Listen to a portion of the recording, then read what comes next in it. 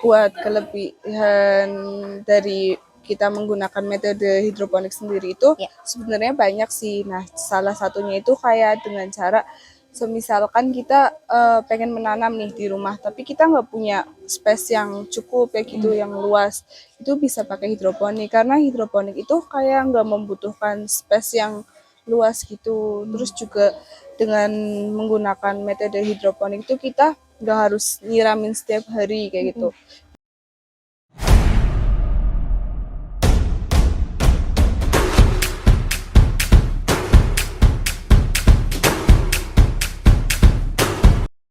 Halo geng, salam lestari.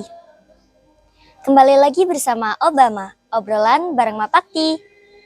Kali ini kita kedatangan tamu spesial loh, yaitu Kadif KSDA UKM Mapakti. Tepuk tangan untuk Silvana.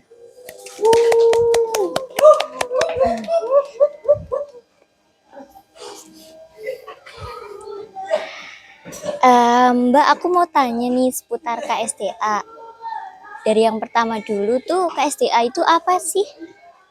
KSDA sendiri itu kan konservasi sumber daya alam. Di situ kita tuh kayak belajar buat melestarikan sumber daya alam sama ekosistemnya gitu.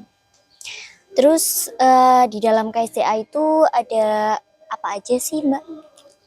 Kalau yang di Mapakti yang kita pelajarin itu ada dari KSDA-nya sendiri, terus ada reboisasi, hidroponik, biopori, mangrove, sama kayak observasi juga ada gitu. Konservasi itu untuk definisinya sendiri tuh artinya apa sih, Mbak?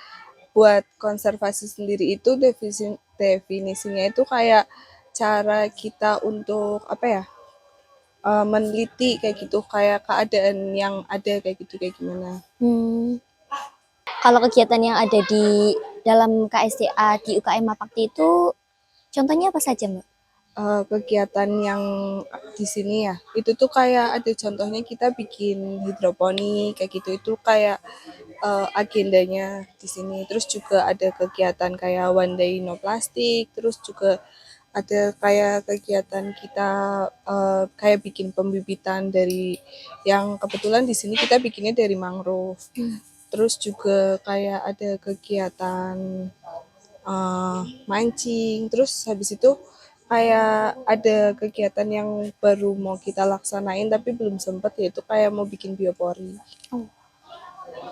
Kalau boleh tahu One Day No Plastik itu dilakukan setiap hari apa, Mbak?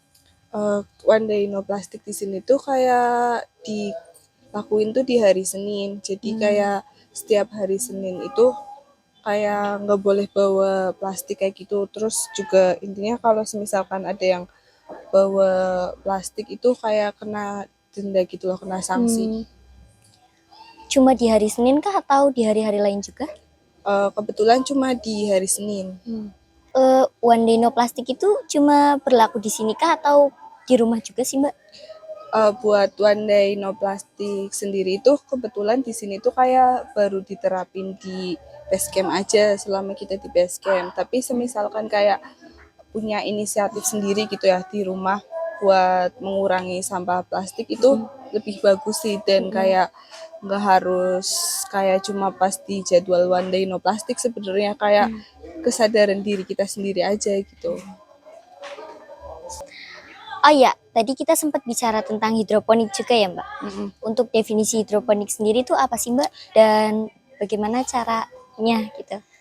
Buat hidroponik sendiri itu kayak apa ya, tanaman yang media tanamnya itu menggunakan air. Jadi kita nggak menggunakan tanah sama sekali. Ya, terus sebenarnya bisa kayak pakai beberapa, kayak bisa pakai batu-batuan kecil kayak gitu juga bisa, tapi kayak intinya kita tidak menggunakan tanah sama sekali gitu. Terus biasanya itu kalau misalkan di sini ya seringnya hidroponiknya tuh kayak paling selada, kangkung kayak gitu, kayak tanaman yang gampang dan kayak nggak terlalu lama gitu loh ke masa panennya.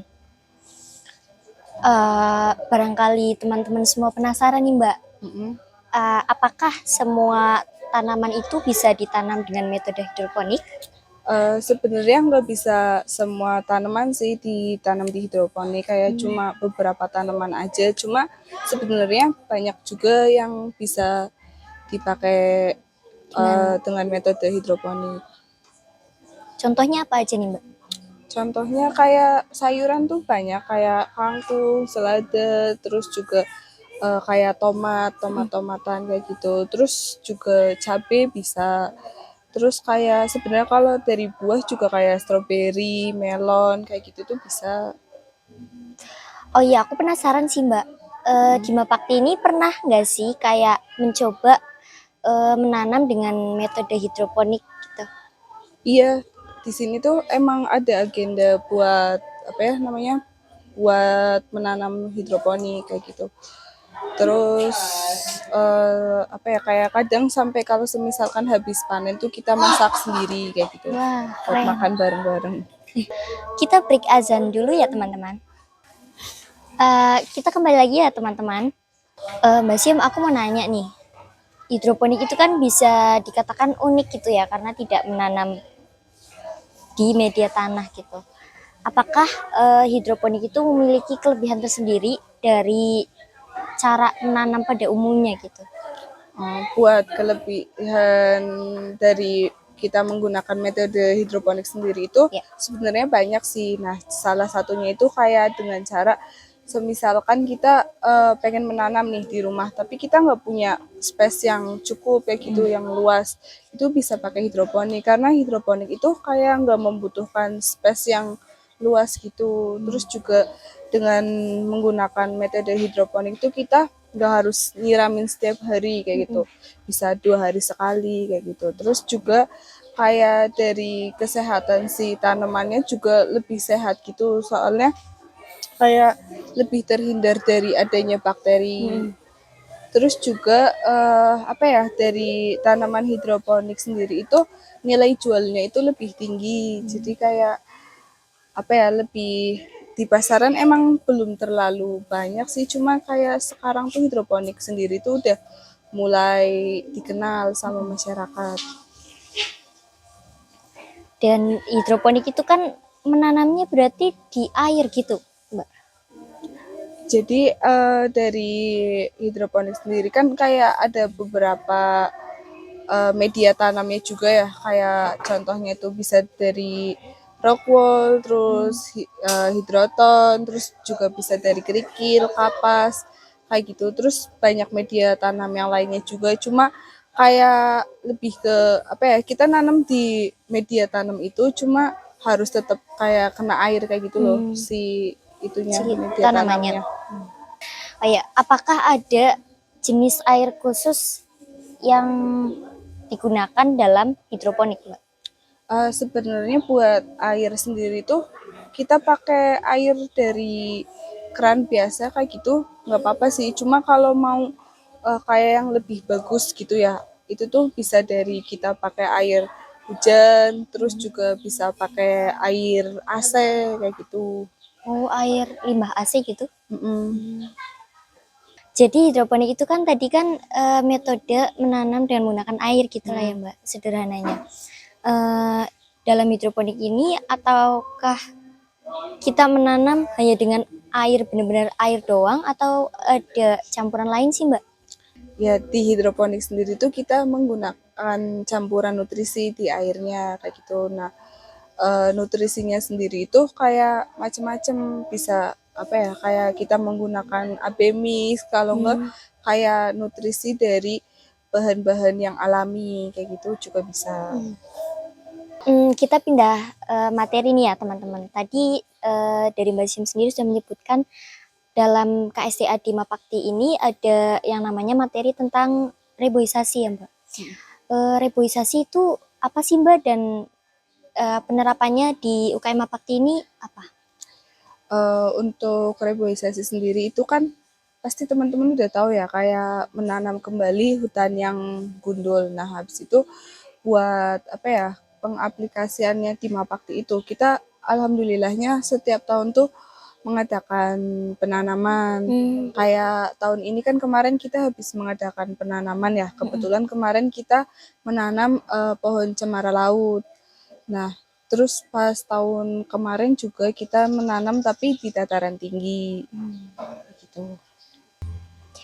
Oh iya, Mbak Siam, tadi kan sempat membahas mengenai penanaman ya, Mbak. Itu merupakan suatu proker yang ada di Mapakti. Penanaman itu kegiatannya seperti apa sih, Mbak, dan tujuannya itu bagaimana? Untuk kegiatan penanaman sendiri itu kan kita adain secara eksternal ya. Nah itu tuh kayak kita ngundang dari Mapala sama komunitas-komunitas lain gitu. Nah terus juga kita mengajak ini warga sekitarnya juga. Nah tujuan dari penanaman sendiri itu kayak untuk menyadarkan warga sekitar gitu loh, buat apa ya, kayak aware ke keadaan yang ada kayak gitu.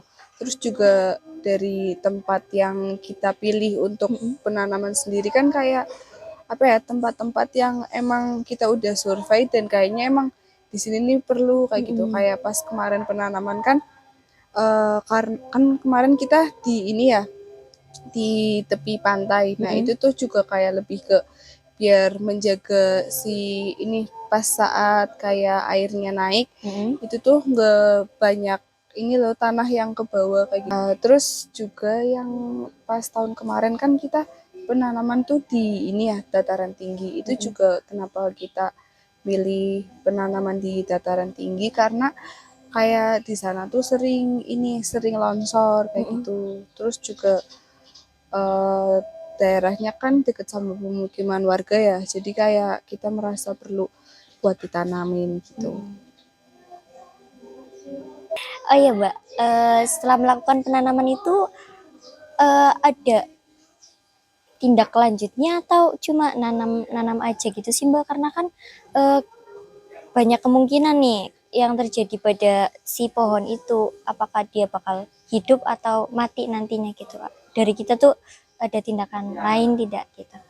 Iya, biasanya setelah kita melakukan penanamannya, itu tuh kita kayak melakukan cross check lagi gitu loh. Misalnya kayak biasa yang kita lakuin itu 1 bulan sekali setelah penanaman, kayak kita lihat ada berapa yang mati, berapa yang masih hidup kayak gitu. Terus kita juga sekalian buat belajar kayak gitu. Kayak intinya kita cek lah perkembangannya. Mungkin itu saja podcast hari ini ya teman-teman. Jangan lupa like, comment, and subscribe. Dan barangkali teman-teman ada pertanyaan ke kita, bisa ditanyakan di kolom komentar di bawah ya. See you. Salam lestari. Lestari.